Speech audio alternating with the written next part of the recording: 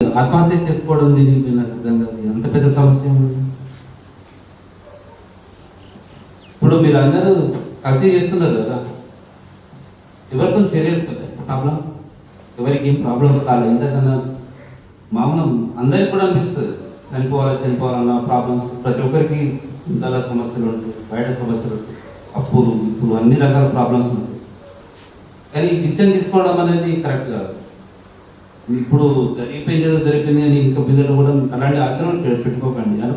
ఇప్పుడు సెక్రటరీ చెప్పినట్టు ఏమన్నా ప్రాబ్లమ్స్ ఉంటే పక్క వాళ్ళతో షేర్ చేసుకోవడం బెటర్. సొల్యూషన్ ఏదో ఒక రకంగా సొల్యూషన్ వస్తుంది. ఇది చిన్న వయసు, మ్యారేజ్ కాలేదు, అదే మ్యారేజ్ అయి ఉంటే వాళ్ళ పరిస్థితి. ఇంతకుముందు మా కేకే వాళ్ళు ఇంత ఒక జైన్ పెట్టి పిల్లాడు, ఆయన కూడా సూసైడ్ చేసుకుంది ఇక్కడ సేమ్.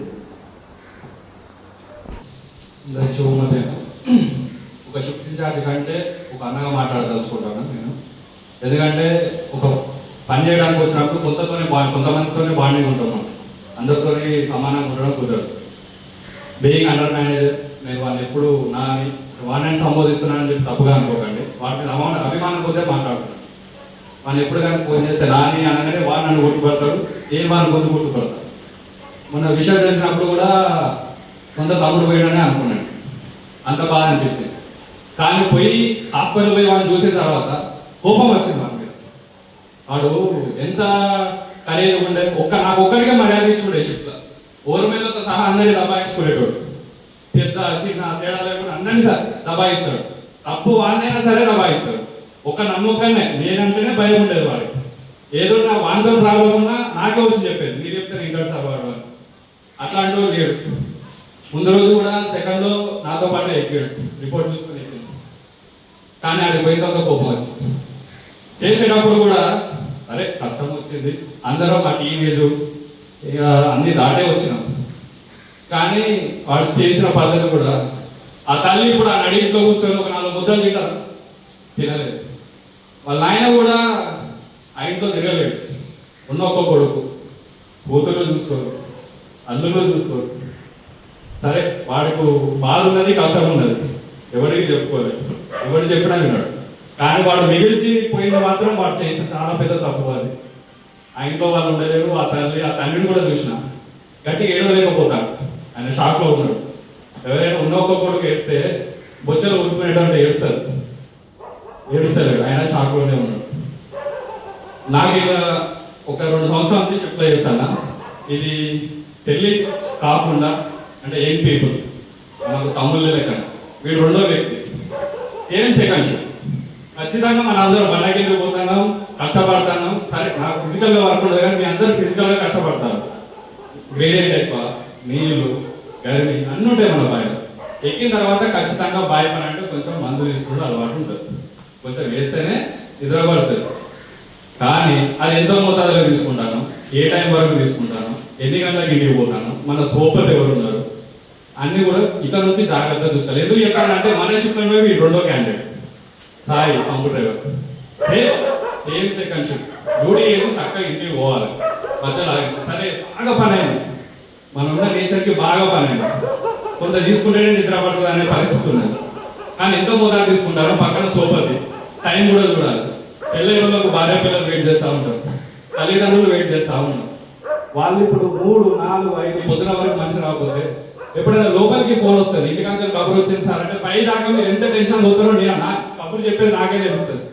ఎవరేమైందో వస్తారు. అదే ఇంటికి మనమే హీరోస్. ఇల్లు తల్లిదండ్రులు ఉన్నా సరే, భార్య పిల్లలు ఉన్నా, ఇక్కడ నుంచి మనమే బాయ్ పని చేస్తాం కాబట్టి ఇల్లు మన మీదే నడుపుతాము. ఇంటికి హీరోలో మనమే. మనకేమైనా వాళ్ళ పరిస్థితి ఏంటి? ఫస్ట్ ఓకే ఎక్కడన్నా అవుతాం, తోడు సూపర్గా ఉంటాడు, ఇంటికి అలదిస్తాడు. సెకండ్ అనేది ఇక్కడ నుంచి ఎవరు ఆగకండి. ఇది ఖచ్చితంగా నా ప్రమాణం చేయాలని ఇదంతా ఉన్నారా? కాశీపేటకు ఏరిలే మనందరం ప్రణీత్ గారికి జరిగింది దృష్టిలో పెట్టుకోవాలి. మందు పని ఏమని అంటే ఆవిడే 100% ఆవిడే. కానీ సెకండ్ షిఫ్ట్ ఇంకొకసారి ఎవరైనా సరే ఆగి తాగి మాత్రం ఇంటికి ఇవ్వకు. అది మీకు తీసుకుంటారంటే ఖచ్చితంగా ప్రణీత్ గారు గుర్తురావాలి. ఒక మనిషి నడింట్లో వేసుకొని చచ్చిపోయినంటే వానికి ఎంత ధైర్యం ఉండాలి? ఆ ధైర్యం ఏం నుంచి వచ్చింది? మందు తాగుతూనే వచ్చింది. సరే ఒక 2 వారాల నుంచి మన పర్సనల్గా బాధపడతాను, కానీ ఇంట్లో అంతా చేసుకునేంత ధైర్యం మందే ఇచ్చిస్తారు. నా ఉద్దేశం ఏంటంటే ఒక 50% 60% మందు తాగి లేకపోతే ఇంత అఘాయిత్యం చేసుకునేటోడు కాదు. ఒక మనిషి ఆత్మహత్య చేసుకోవాలంటే చాలా ధైర్యం కావాలి. ఇక నుంచి నా నుంచి ఒక బ్రదర్ అనుకోండి, చిన్నవాళ్ళు అన్న అనుకోండి, పెద్దవాళ్ళు తమ్ముని అనుకోండి, అండర్మ్యారేజ్ పక్క ఇస్తారు. మీ అందరి నుంచి నేను ఒకటే కోరుకుంటాను, ఈరోజు ప్రమాణమే కోరుకుంటాను, ఇంకేం లేదు. సెకండ్ షిఫ్ట్ అయిన తర్వాత మీరు ఎంతైనా కష్టపడండి, మనం ఇద్దరిని నష్టపోయింది. సాయనటోడు పంపుతారు, ఓకే, నిలబడలేకపోతాను, పెళ్లి కాదు, ఏం చూడలేదు జీవితం. వీడు డైరెక్ట్ మనం ఇడిచిపెట్టిపోయాడు, అమ్మ నాన్న గుర్తురాలే, మనం గుర్తురాలే, డైరెక్ట్ ఇడిచిపెట్టిపోయాడు. ఇలా రెండింటిలో ఫ్యాక్టర్ మందే, ఖచ్చితంగా మందు తాగడం వల్లనే. ఇక నుంచి సెకండ్ షిఫ్ట్ మాస్టర్ అవుట్ పడ్డామా ఖచ్చితంగా జీవితం ఉన్నంత కాలం ఎంజాయ్ చేయొచ్చు. 60 ఏళ్ళు 70 ఏళ్ళు ఇప్పుడు మన తల్లిదండ్రులు ఎంజాయ్ చేస్తారు కదా, ఉన్నారు. జీవితం ఉన్నంత కాలం ఎంజాయ్ చేయొచ్చు. ఆ రోజు తను అయిపోయేది కాదు, ఒక సెకండ్ షిఫ్ట్ ఒక గంట సేపు కూర్చుంటే అయిపోయేది కాదు. తెల్లారు ఉంటుంది, ఆదివారం ఉంటుంది, ఫస్ట్ షిఫ్ట్ ఉంటుంది, నైట్ ఉంటుంది. సెకండ్ షిఫ్ట్ ఇక నుంచి ఏరిలే కానీ చెప్తాను, మనందరం ఒక మాట తీసుకోవాలి, ప్రమాణం ఖచ్చితంగా మీ దగ్గర నుంచి నాకు రావాలి. ఇంటికి అవుట్ పడ్డామా డైరెక్ట్ ఇంటికే పోవాలి.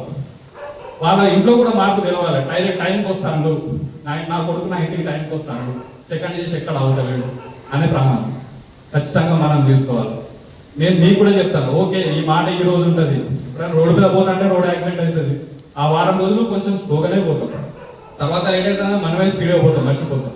కానీ సెకండ్ షిఫ్ట్ ఖచ్చితంగా మనం ఎక్కడన్నా పార్టీలు కానీ ఏమైనా చేసుకుంటాం, మీకు ఖచ్చితంగా ప్రణీతకు రావాలి 100%. ఎందుకంటే ఆ మందు తాగడం వల్లే వాడు అంత ధైర్యం చేసింది. లేకపోతే వాడు ఇప్పుడు చూసిన బాధ అందరు ఇక్కడ ఉన్న 90% చూసి వచ్చిన వాళ్ళమే, వాడు ఒక్కడే ఫేస్ చేయలేదు, అందరం దాటొచ్చినాం, లైఫ్లో అదంతా దాటొచ్చినాం. కానీ వాడు దాట రాలేకపోయాడు, ఆ మందు ఉండడం వల్ల ధైర్యం చేసాడు, తల్లిదండ్రులకు మనకు బాధలు తీర్చిపోయాడు. ఇంకొకటి ఏంటంటే ఖచ్చితంగా హెల్మెట్ కూడా, ఇంతకుముందు ప్రాక్టీస్ బాగుంది, హెల్మెట్ పెట్టుకొని రావడం బాగా ప్రాక్టీస్ ఉండేది, ఇప్పుడు కొంచెం తగ్గింది. మళ్ళీ తల మీద పెట్టుకోవడం కంటే ముందు పెట్టుకోవడం వస్తున్నారు. కొంచెం జాగ్రత్త వెళ్ళేటప్పుడు వచ్చేటప్పుడు. కానీ బాయ్కి మనం కొంచెం దూరంలో వస్తాను, కొంచెం జర్నీ చేస్తాను కాబట్టి హెల్మెట్ కూడా కొంచెం వాడండి. పని లేకపోవడం అనేది చాలా బాధ. ఓకే, మీకు కలిసి పని చేసిన మీకుంటుంది, కానీ మీతో పాటు నాకు కూడా అంతే బాధ ఉన్నది, అంతే మాట్లాడుతున్నా. ఖచ్చితంగా మీ దగ్గర నుంచి ప్రమాణం అయితే నేను తీసుకుంటాను, మీరు ఇచ్చినా సరే ఇవ్వకపోయినా సరే. మీరు ఇంకోసారి సెకండ్ నిజంగా చెప్తాను, ఇంకొకరిని మాత్రం ఇంకో న్యూస్ ఇన్న తెలుసుకోలే, పొద్దుగా లేచి మన ఫోటోలు ఉంటే చెప్తాను, తినబుద్ధి కాలే నాకు. పిల్ల ఏమైంది ఏమైంది ఏమైంది అంటే ఏం చెప్తాను, వాడిని చూసేదాకా పోయి లోపల చూసేదాకా నాతో కాదు. వాడిని నాని నాని నాని అనుకుంటా పిలిచేటోటి, వాడిని దగ్గరికి పోయి చూసేదాకా నాతో కాదు. వాడిని చూసిన తర్వాత ఇక నాకు ఏడిపోతే లేదు, కోపమే వస్తాను.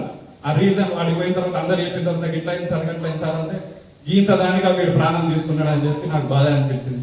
కొంచెం జాగ్రత్తగా ఉండండి, సెకండ్ షిఫ్ట్ వెళ్తా ఉంటే ఎంజాయ్ చేయండి, లైఫ్ ఎంజాయ్ చేయండి. కానీ ఇట్లొద్దు, మనకి ఇట్లొద్దు, అమ్మ నాన్నలకు భార్య పిల్లలకు బాధ తెచ్చిపెట్టి మనం పోవడొద్దు, జాగ్రత్తగా ఉండండి. మీరు మారుతారు, 100% మారుతారు, 100% మారుతారు.